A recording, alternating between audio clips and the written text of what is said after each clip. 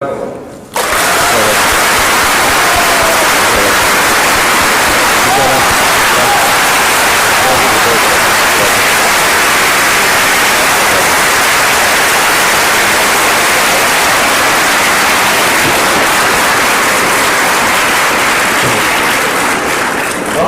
solicitar al organizador de este festejo, a la persona que tiene a cargo la coordinación de sus eventos, nos vean el currículum del licenciado Ricardo Rosas. Soy Miguel Cerrumano.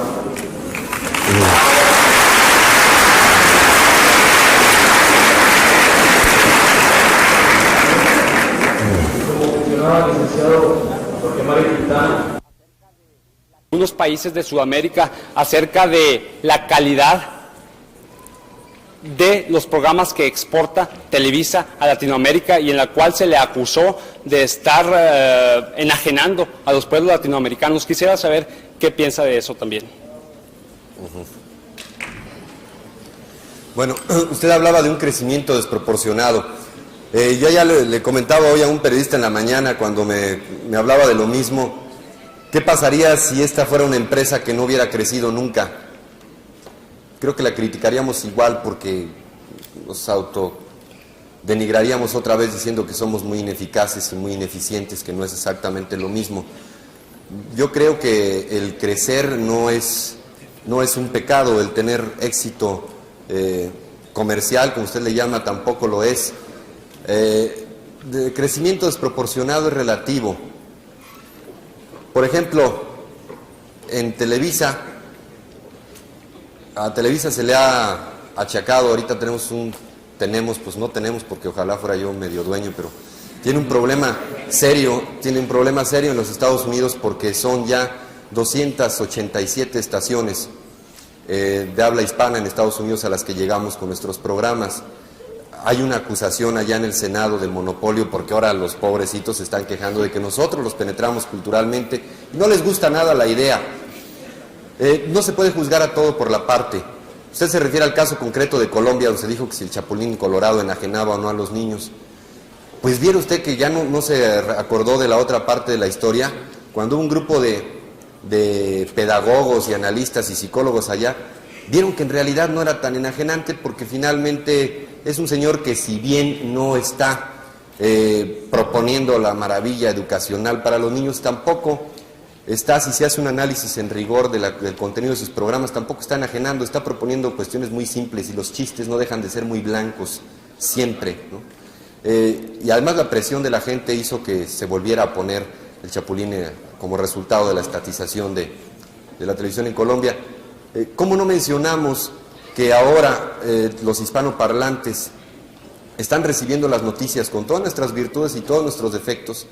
Están recibiendo las noticias desde nuestro punto de vista mexicano-hispano.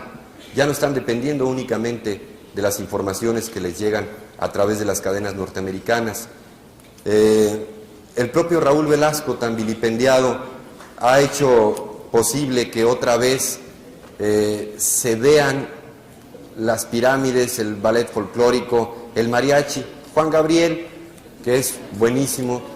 En fin, creo que también se ha posibilitado la comunicación de una serie de valores nacionales a través de los medios informativos, a través de programas que como para gente grande, no crea que sentimos que hacemos la maravilla, pero que por lo menos tienen otra intención, otra ambición, otra pretensión, que no es exactamente la que podríamos llamar tradicionalmente comercial, ¿no? Creo que también esto es importante mencionarlo y también ha habido éxitos notables en este sentido. En cuanto al aspecto económico, le decía, no ha crecido desproporcionadamente porque no todo es propiedad de Televisa. Televisa, tal como ocurre en México, está asociada, a veces con un porcentaje muy reducido, con televisoras locales, y lo único que estamos vendiendo es lo que los norteamericanos llaman el know-how, ¿no? El saber hacer qué. Y se ha organizado una cadena que antes estaba desilvanada y cada quien hacía sus programas locales. Ahora se les ha enseñado cómo se pueden estructurar programas de interés nacional y cómo están recibiendo señales vía satélite con los programas que nosotros sacamos desde aquí. Creo que había otra parte de la pregunta. Sí, que si usted consideraba que realmente se habían cumplido estos objetivos o estas funciones sociales, y quiero mencionar que no considero que el crecer de esa manera tan grande como lo ha hecho Televisa, al grado de llegar a ser una de las cadenas más importantes del mundo y más grandes, sea malo, sino simplemente estaba diciéndole que si en base a ese parámetro de crecimiento no había olvidado por crecer de esa manera el cumplir esos objetivos o esas funciones, y si usted consideraba que habían sido cumplidas. No, mire, no lo creo porque hay algunos datos, algunas estadísticas que lo podrían ilustrar. En Televisa tenemos una vicepresidencia de desarrollo de proyectos culturales, una vicepresidencia de comunicación social en la que estoy a sus órdenes, una vicepresidencia de investigación, así nada más a secas. Esto se ocupa de ver entre el público qué es lo que está pasando. O sea, hay 600 personas más o menos que se dedican a estudiar todos estos fenómenos y que no están, digamos, en el área comercial, que es la venta de programas que generan una buena cantidad de recursos. Otra prueba se la daría yo: recientemente se implementó el Canal 8 de televisión, y digo, con una serie de esfuerzos importantes en lo económico, en lo material, en lo humano, y con una gran cantidad de recursos de todo tipo para hacer esta programación que no es comercial y ni siquiera se van a admitir comerciales. Esto cuesta, todo esto, hacer televisión es muy caro y es muy difícil, es muy laborioso hacer buenos programas. Y ya se está teniendo muy buen éxito. Hay en el Canal 8 un proyecto general para poder llevar esta misma idea, este mismo formato de Canal 8. Ya está ahorita operando en Veracruz, un canal local. La gente se pregunta por qué el 8 se quedó en el Valle de México. Porque sentimos que ya era tiempo de dejar de estar pensando por toda la nación, de que nos sintamos muy chichos desde el centro y digamos todo lo que tiene que ver el país. Es importante en un país tan disímbolo y tan diverso como el nuestro tener programas de difusión nacional para efectos de integración de esfuerzos, pero también es muy importante que haya televisoras locales y televisoras regionales que atiendan a los problemas, a la cultura, al desarrollo de esa zona específica y particular a la que están llegando. Por ejemplo, por eso el proyecto de Canal 8 es quedarse en el Valle de México, algunos programas como Contrapunto, en donde va gente que habla en contra de la televisión, también le dan una muestra de la apertura que está habiendo en este sentido. Programas como los nuestros, donde también con frecuencia nos atacan o nos señalan errores los propios entrevistados, y que sin embargo, a pesar de que están grabados, los pasamos. Podríamos editar y quitar, pero se pasan completos. Nos interesa este ejercicio de autocrítica. Nosotros invitamos por vez primera a los partidos de oposición a que hablaran antes de que fuera obligatorio a través de la LOPE, que es la Ley de Organizaciones y Procesos Electorales. Sí, creo que hay una serie de evidencias de que el crecimiento no nos ha impedido, creo que al contrario, nos está obligando cada vez más a revisar. Nos asustamos a veces, yo me asusto ahorita de la penetración que tienen los programas y digo, pues tenemos que ser más cuidadosos. Y la gente que me dice, ¿por qué no hablan de esto? ¿Por qué? Pues sí, hay que mandar más a los reporteros al interior de la República para que hagan más cosas nuestras. En fin, todo esto nos retroalimenta y nos llena de nuevas energías y de vitalidad y de aliento para poder mejorar. No creemos que somos muy buenos, creemos que somos bien intencionados, eso sí. Nos equivocamos, por supuesto que sí nos equivocamos y la hemos regado terriblemente, pero el uso de los medios exige una gran responsabilidad. Me decía hace rato el señor, ¿por qué no se habla de determinados problemas? Porque sabiendo la penetración que se tiene no es tan fácil hablar abiertamente de ciertas cosas a través de la televisión. No es lo mismo escribir para un periódico panfletario de un partido político que para un periódico local, que para un periódico nacional, o que hablar en televisión. ¿Vieron usted que cuando los líderes de oposición que se avientan durísimo en los periódicos y en las revistas van a la tele, ya no hablan igual, ya como que se cuidan más y dicen, bueno, es que el señor presidente, lo que pasa es que no estamos muy de acuerdo, y en las revistas se avientan durísimo contra él? Para terminar, porque luego ya estoy haciendo discursos y me caigo gordo, le iba a decir, mire usted lo que ocurrió cuando no teníamos muy clara la importancia y la penetración de nuestro medio. Un día el maestro Guillermo Vela, que era un locutor muy acucioso, se le ocurrió salirse del script al señor, él nada más era locutor, y dijo, no hay gasolina en la Ciudad de México. Fíjense que pasé a 3 gasolineras y no hay gasolina.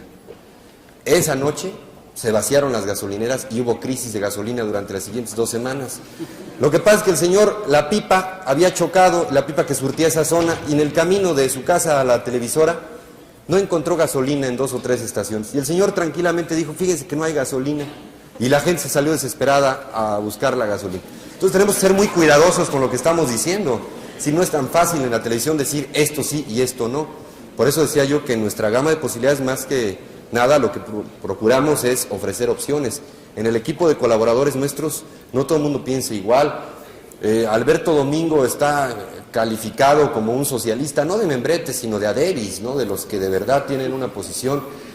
Piazza es un cínico derechista, ultraderechista, encantador, y piensan distinto y están ahí y cada uno habla desde su óptica particular, ¿no? Esto es lo que yo creo que debe ser la televisión, una gama de posibilidades. No podemos asumir nosotros el juicio de qué es lo que debe ver o no debe ver la gente. Ok, perdón. Gracias. Está más larga algunas respuestas que la conferencia. Señor Rocha, buenas noches. Antes que nada quiero hablar de la cuestión cultural. Mi pregunta va a ser enfocada precisamente al aspecto cultural en televisión al que usted se refería. Hace rato usted hablaba de que Rigo Tobar y ciertas otras cuestiones pueden considerarse como cultura, y yo creo que sí también. Sin embargo, creo que no todos tenemos la capacidad de discernimiento para determinar un momento dado qué tanto nos está influyendo y qué tanto nos está haciendo actuar de una manera en la que pues, en un momento dado no nos damos cuenta. Pero bueno, no es eso. Lo que yo quería decir es esto. Yo soy estudiante de la carrera de Ciencias de la Comunicación. Sin embargo, sé que habemos una gran cantidad de estudiantes en todo el país en esta rama. Sé que Televisa tiene también su propia escuela, o por lo menos tiene nexos con escuelas de la capital, de los que saca precisamente su material humano. Entonces quiero saber qué tantas posibilidades existen para estudiantes como nosotros, que estando en fronteras o que estando en lugares en los que pues no tenemos la capacidad de acceso a la capital tan fácilmente como otros. ¿Qué tantas posibilidades hay a aquellos que queremos dedicarnos en el aspecto cultural de la televisión, de llegar precisamente a la televisión centralista, podría decirse así, puesto que si no se habla de México, no se habla de televisión, hablar de televisión local pues, realmente no es hablar de gran cosa. Entonces, ¿qué posibilidades tenemos nosotros, los estudiantes de la carrera de Ciencias de la Comunicación, a llegar a México, encontrar un buen ambiente o un ambiente adecuado para poder trabajar en el aspecto cultural? Digamos, hablar de Canal 11 pues es hablar de unas cuantas ciudades de México. Aquí no llega Canal 11 y hay muchas partes donde no llega Canal 11, y sin embargo Televisa sí. Televisa, Canal 2, por supuesto. No, Canal 8 tampoco llega aquí. Entonces, ¿qué posibilidades tenemos nosotros de llegar a todos esos puntos inaccesibles por ahora? Ya sea por medio de Televisa o por medio de otros canales, si es que se pueden crear otros. Mire, las posibilidades son todas, nada más que yo no estoy de acuerdo en algo que usted planteó. Decía usted, pues porque con cierto dejo de minimización que hacer las cosas aquí localmente, algo así, ¿no? Dijo que como que no tenía caso. Yo no creo que el ámbito sea sinónimo de importancia. Yo creo que lo que importa aquí es la intensidad y la calidad con que se hagan las cosas. Yo no creo que las transmisiones nacionales sean más importantes que las transmisiones locales. Ojalá que gente con su entusiasmo decidiera quedarse aquí y hacer una buena televisión, aunque no lo vean. Un día un cuate comentarista mío me decía, es que yo no me voy a quedar en un programa local aquí en la Ciudad de México, yo tengo que quedarme en uno nacional. Sí, bueno, si son 16 millones de habitantes y le llegas al 25% de esa audiencia potencial, pues te va a contratar cualquier televisora del mundo, porque conquistar un mercado de 25%, digo, no podemos despreciar la capital, como tampoco podemos despreciar Ciudad Juárez. Sin demagogia le digo sinceramente, yo creo que hacer un buen programa, aunque nos vean nada más 25,000 personas, ¿usted se las imagina en un estadio?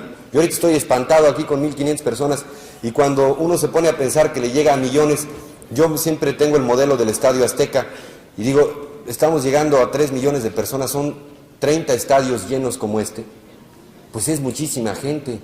Y si nos ven 25,000 o nos ven 1,000 o nos ven 2,000, yo creo que nos merecen el mismo respeto que si nos ven millones.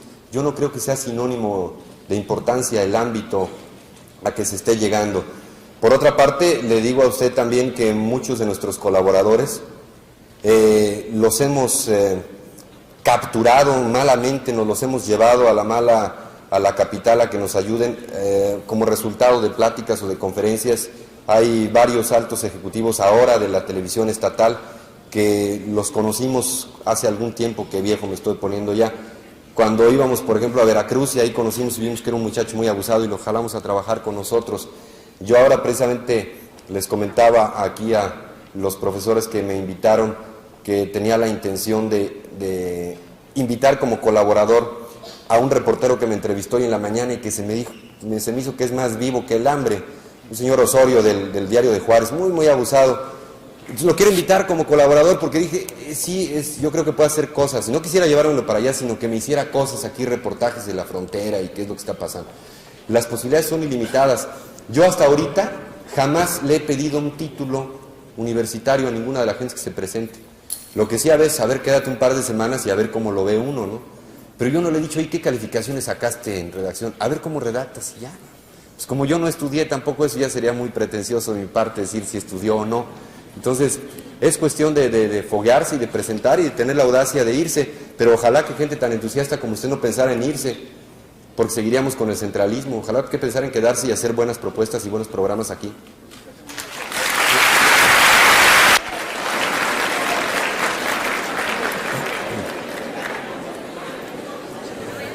Mire, yo me sería muy difícil contestar todos y cada uno de los puntos que usted mencionó, pero lo que sí quisiera connotar algunos cuestionamientos que usted planteó. No debía usar cuestionamientos porque viene de question, que es norteamericana la palabra, pero ya los usos y costumbres se dan, pero son preguntas o inquietudes que usted planteó. Sí, efectivamente, estoy totalmente de acuerdo con usted en que el desarrollo y el subdesarrollo tienen mucho que ver con los procesos informativos, porque los Estados Unidos tienen las cadenas de televisión más poderosas, los recursos para una comunicación más inmediata, los corresponsales en todo el mundo. Entonces, en buena medida, como nosotros estamos subdesarrollados y no podemos tener corresponsales, a pesar de que ya hizo Zabludovsky un esfuerzo y planteó la necesidad desde el principio de tener nuestros propios ojos y nuestras propias voces de corresponsales en los lugares más significativos. Evidentemente tenemos problemas de subdesarrollo, de recursos financieros que nos dejan un tanto, no diría yo indefensos, pero no nos ponen en la misma categoría, hablando de boxeadores, que quienes son pesos completos en esto y cuentan con todos los recursos. Ahora bien, mencionaba usted al señor Pablo González Casanova, que hablaba sobre los medios de comunicación. Yo le diría, pues, el maestro González Casanova, a lo suyo, igual que McLuhan o que Scrum o todos estos señores, que a los que yo les preguntaría cuántas notas han escrito para un periódico, cuántas veces se han sentado en una máquina de escribir, cuántas veces se han metido a una sala de edición, qué idea tienen de cómo se produce la televisión. Es muy fácil especular sobre los medios. La comunicación es una materia tan dúctil que cualquiera puede especular y puede decir lo que debe ser la comunicación, pero en la medida que nosotros no sepamos y no conozcamos las tripas de un negocio, nos va a ser muy difícil juzgar ese negocio, o esa actividad o esa profesión. Un día un maestro mío en este oficio me decía, mira, el problema de nosotros es que todo mundo sabe de su business y de show business. Todo el mundo es experto en televisión, todo el mundo, y tiene derecho, porque como llegamos nosotros a todos, pues tiene derecho la gente a juzgar el trabajo de la televisión. Usted mencionaba y daba por hecho una serie de... Buenas noches. Como maestra que soy, profesora, me interesa mucho sobre la educación. Mi pregunta es, ¿los programas o novelas que se hicieron sobre la alfabetización a adultos no van a seguir?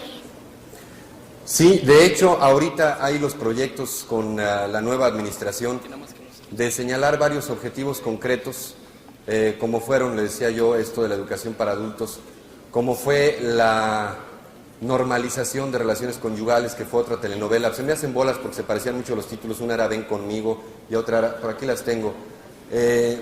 Ya hay una estrategia de comunicación y esto, insisto, pues creo que no se puede calificar de connivencia ni de confabulación.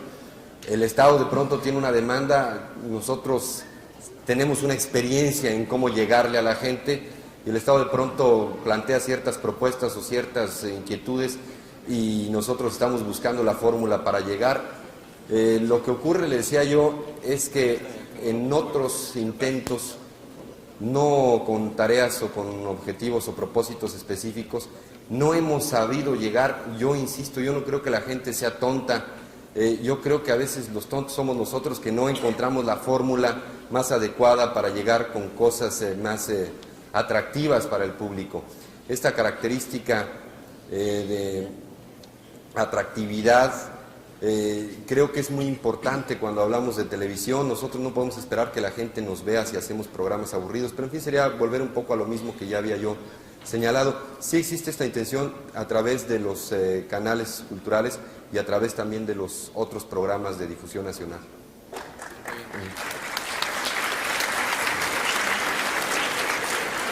Señor Rocha, considerando la naturaleza de la sociedad en que vivimos,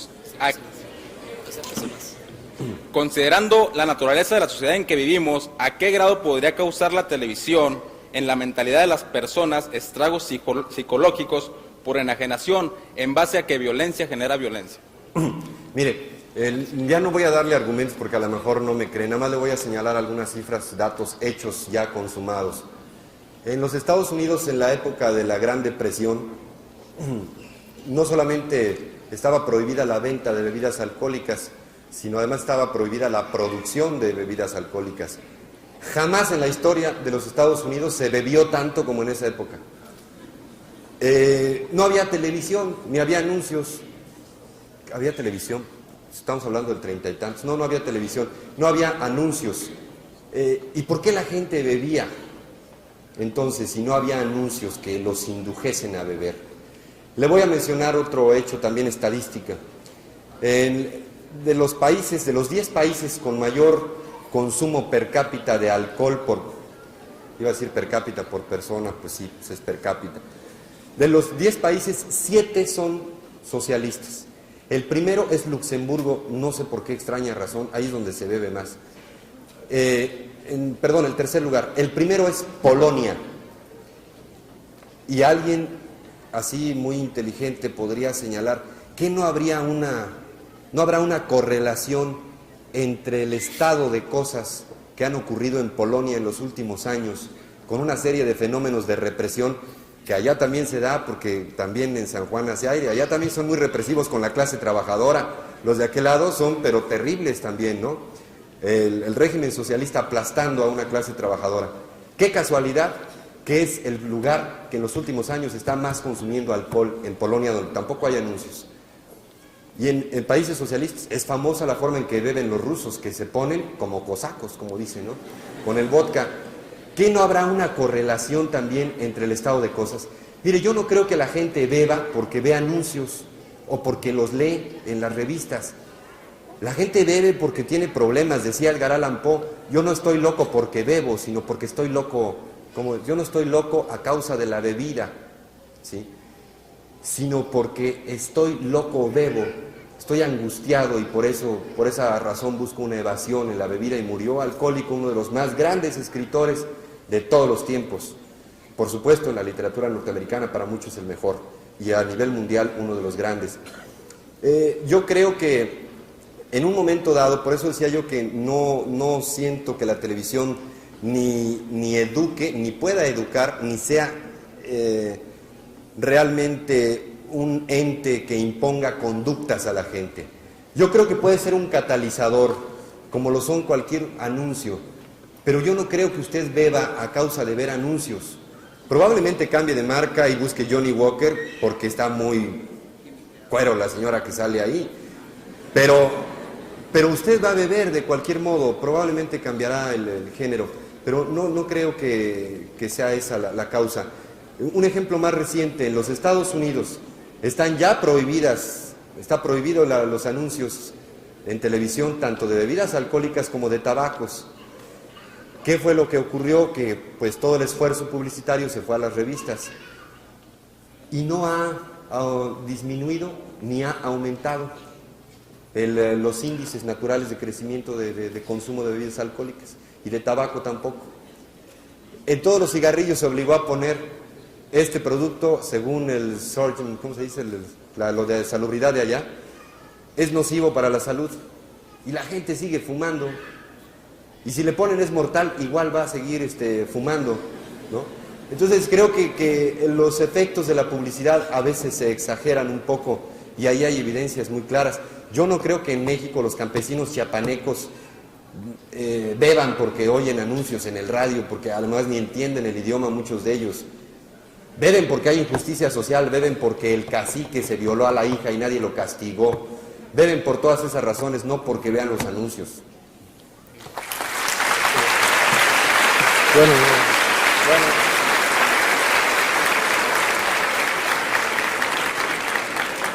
Buenas noches, señor Rocha. Se dice o se ha dicho hoy en día que los medios de comunicación y la educación van de la mano.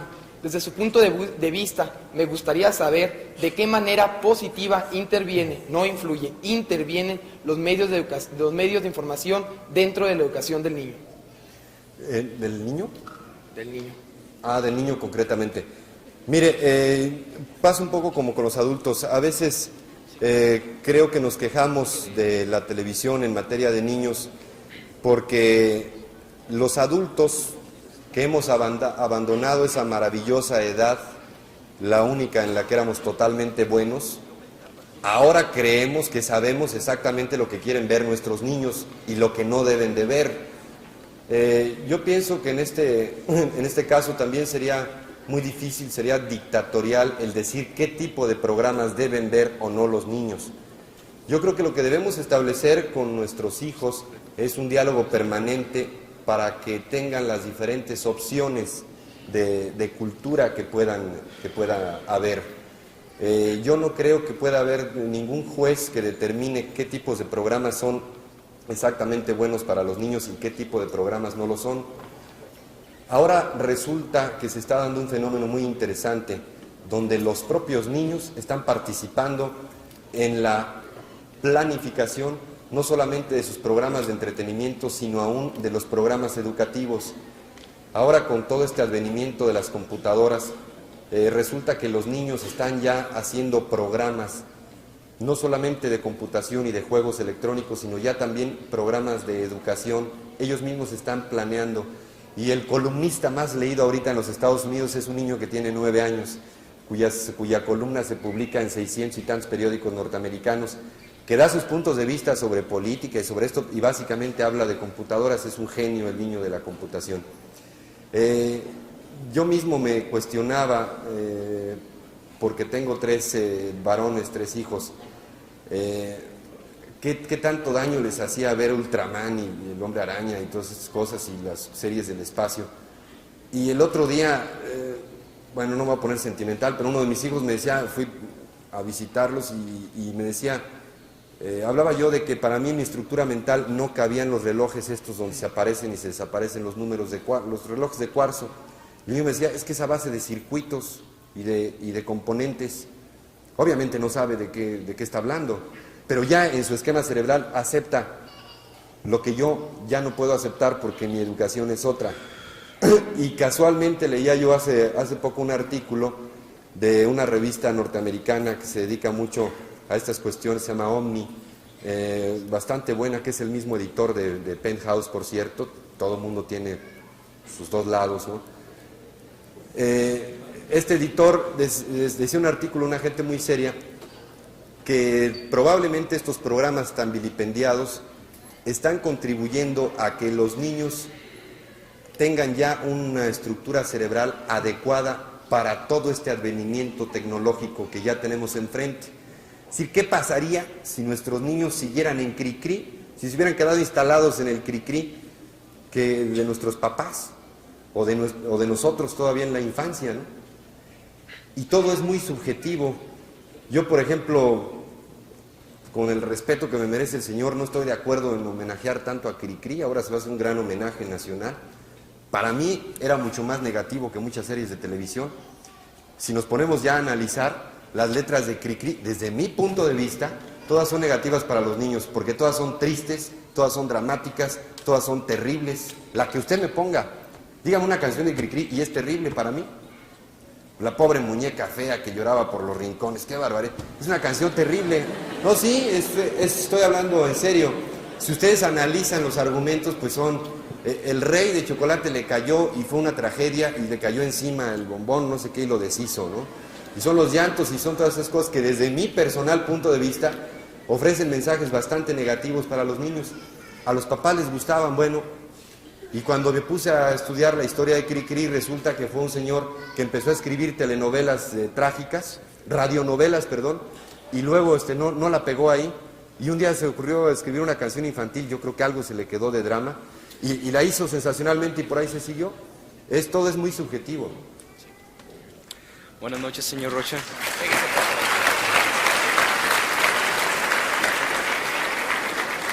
Bueno, señor Rocha, dentro de su particular opinión, ¿qué elementos válidos introduce la programación actual, digamos, del Consorcio Televisa dentro del patrimonio cultural personal del mexicano de todos los días, digamos, del obrero, del trabajador, que se pasa los días trabajando, que en realidad para él la televisión no es más que algunas veces un medio de evasión? O sea, ¿qué es lo que introduce particularmente en forma, digamos, ¿cómo podríamos decir? En forma positiva a la cultura de ese individuo, es decir, como masa al mismo tiempo que como individuo. Pues le diría en síntesis, tenemos programas, como yo decía, sonará muy petulante ahorita decir qué es lo que nosotros le estamos dando a la gente, ¿no? Pero tenemos programas como los propios programas informativos, programas de opinión, programas donde cuestionamos a los dirigentes, tanto de la industria como a los hombres que están manejando la política y la economía de este país. Tenemos programas de entretenimiento, toda una programación cultural, y ahora estamos buscando nuevas fórmulas en donde podamos mezclar elementos muy atractivos y al mismo tiempo ofrecer otras opciones de cultura, que es un poco el intento de En Vivo, que responde a toda una planeación. No surgió el programa de la noche a la mañana, todavía estamos trabajando continuamente en su diseño. Estuvimos trabajando 2 años en la idea y queríamos llegar a un auditorio masivo. Nos interesaba mucho, por vez primera en el caso de la vicepresidencia, donde yo presto mis servicios, llegar a un auditorio masivo. Hasta ahora nosotros habíamos hecho programas que, si bien no tenían ninguna intención elitista, sí eran un tanto pretenciosos, ambiciosos. Nos propusimos la tarea de llegar a un gran número de auditorio y poco a poco ir cambiando el balance del programa. En Vivo, y esto está pensado, inició con una proporción de 70% de cosas que llamaríamos anárquicamente o que clasificaríamos anárquicamente como espectaculares, o sea, ídolos, gente así muy jaladora de auditorio, y un 30% de cosas que podríamos calificar como serias o como culturales. Los pintores que presentamos, temas médicos, invitar a unos científicos que hablan a los jóvenes de otras posibilidades de carrera, que no necesariamente tengan que estudiar las carreras tradicionales que ya están saturadas, sino qué se puede hacer para ser matemático y que no es tan aburrido para ser químico, en fin. Ahora ya andamos en una proporción de 60-40. La idea es en un par de meses, el año que entra, ya entrar con una proporción de 50 y 50. Creemos que primero había que jalar al auditorio y luego irle ofreciendo estas otras opciones, no decirle lo que tiene que hacer, proponerle nada más.